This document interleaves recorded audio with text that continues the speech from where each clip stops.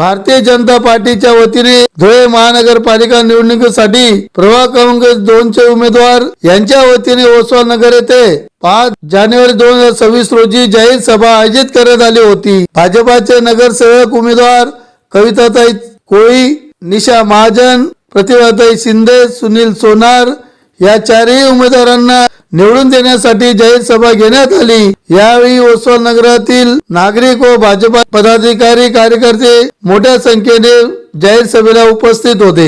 या उमेदवारांनाच नाही तर धुळे शहरात जिथे जिथे भाजपाने त्यांचे उमेदवार उभे केलेले आहेत एकूण 64 उमेदवार उभे केले आहेत, तर त्या ठिकाणी आपल्याला भाजपाला निवडून देणे हे योग्य नाही।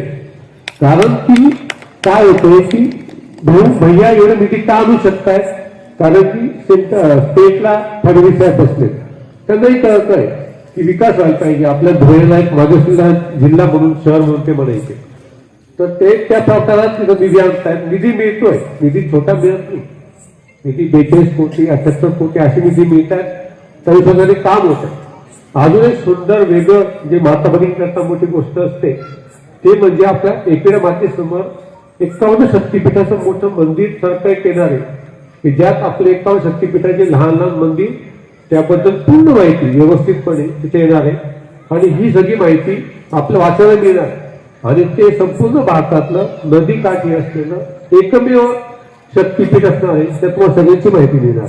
मी टाकणार नाही की जी मला पूर्ण करता येणार, जी गोष्ट शक्य आहे आणि 5 वर्षामध्ये आमदार साहेब पाटील सगळे नगरसेवक येतील, ते निवडून येतील, ते करतील, तर तीच गोष्ट मी या जाहीरनाम्यात टाकणार आहे। अदरवाईज मी ज्यांना प्रमुख हे पद स्वीकारत नाही, तिघांनी खूप एकदम मनापासून त्या गोष्टी समर्थन केलं की डॉक्टर साहेब अशा गोष्टी टाकायच्या जाहीरनाम्यामध्ये की जे आपल्याला पुढच्या 5 वर्षामध्ये शक्य आहे, पण ते आपल्याला करायच्या आणि आपल्याकडे होतील। अगदी काही कोणत्याही प्रकारची मोठ्या अशा देऊ नका, तर आता आपण बघतोय की आपल्याला रेल्वे मार्ग आलाय, सामोरे गेलोय, तेव्हा आम्ही विचार केला की आपण प्रतिनिधित्व करून आपणच या समस्या सोडवण्याचा प्रयत्न करू शकतो आणि आम्ही ठरवलंय की रस्ते बनवायचे, फक्त चांगल्या दर्जाचे रस्ते, की एका वर्षी तयार झाले दरवर्षी तेच कामं करायचे, त्यामुळे बाकीच्या गोष्टींचा आपल्या प्रभागात विकासच होत नाही। आता भैया आल्यापासून धुळ्याच्या विकासाला खूप गती आलेली आहे। जसं देशात सत्ता आहे आपली भाजपाची, तसंच पालिकेत पण आली, तर हा जो निधी आहे तो आपल्या प्रभागापर्यंत पोहोचेल आणि आम्ही सगळ्या 4 उमेदवार रात्रंदिवस त्याच्यासाठी मेहनत घेतोय आणि तुम्ही जर बहुमताने आम्हाला निवडून दिलं तर आपला जो प्रभाग क्रमांक 2 आहे हा धुळ्यात सगळ्यात 1 नंबर म्हणून ओळखला जाईल, याचा आम्ही तुम्हाला आश्वासन देतो। त्यामुळे तुमचे भरभरून आशीर्वाद द्या आणि 15 तारखेला सगळ्यांनी सकाळी लवकर उठून बहुमताने भाजपाला निवडून भैयाने एवढे काम केले धुळ्यातले, 1 वर्ष झाला भैयांना आमदार होऊन, पण भैयांनी पूर्ण नोकरी म्हणून प्रभाग किंवा धुळे हे ओळखायला लागलं महाराष्ट्रामध्ये। आता गेल्या आपण टेकडीवर 10,000 झाडं लावले, हिंदू धर्माचा प्रतीक म्हणून शिवबाची मूर्ती सुद्धा 46 नंबर प्लॉटला आपण बसवतोय। 10,000 झाडं लावले 46 नंबर प्लॉट मध्ये, मला माहिती आहे प्रभागामध्ये तुम्ही आम्हाला तुमच्या प्रभागाला 46 प्लॉट नंबर आहे। तुमचं आपल्या आशीर्वाद तुमचं मत देऊन केंद्रीय विद्यालयाच्या मागे 10,000 झाडांचा उपयोग करा महाराष्ट्रात कोणीच घडवला नाही, भैया साहेबांनी घडवला आणि पक्षाने जे उमेदवार आहेत आपल्या सगळ्यात पहिले आता प्रभावती, त्यांच्या नावात प्रभावती, त्यामुळे ते वार्डा प्रभावतीच राहणार ना, त्यांची गावी मिळेल। दुसरं आमचा निषेध आहे, हे सगळं एक परिवर्तनाची स्पष्ट दिशा, म्हणजे आमची परिवर्तनाची स्पष्ट निषेध आहे, परिवर्तन घडवणार।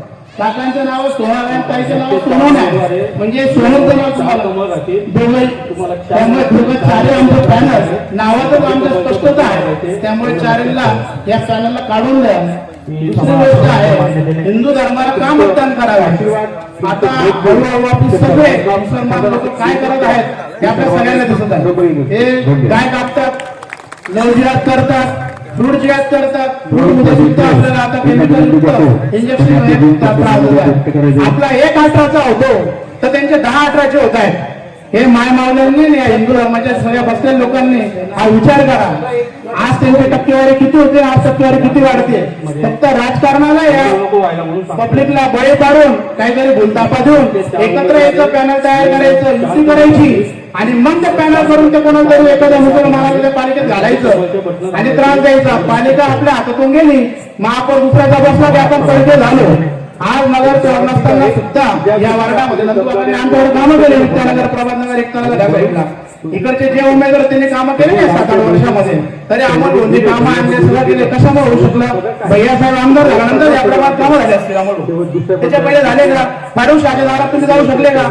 मुसलमान आमदाराला आपण बघू शकलो का? हिंदू आमदार आला. आता भाजपचं कार्यालय आपण दोघं पण ओपन करतोय. महिलांसाठी भांडे दिले, 1500 रुपये दिले. त्याच्यानंतर अजून बरेचशा स्कीम आणल्या. या स्कीम तुमच्यापर्यंत पोहोचवण्याचं काम फक्त भाजपने केलंय. याच्या पहिले 5 वर्षात झालं का? कधीच झालं.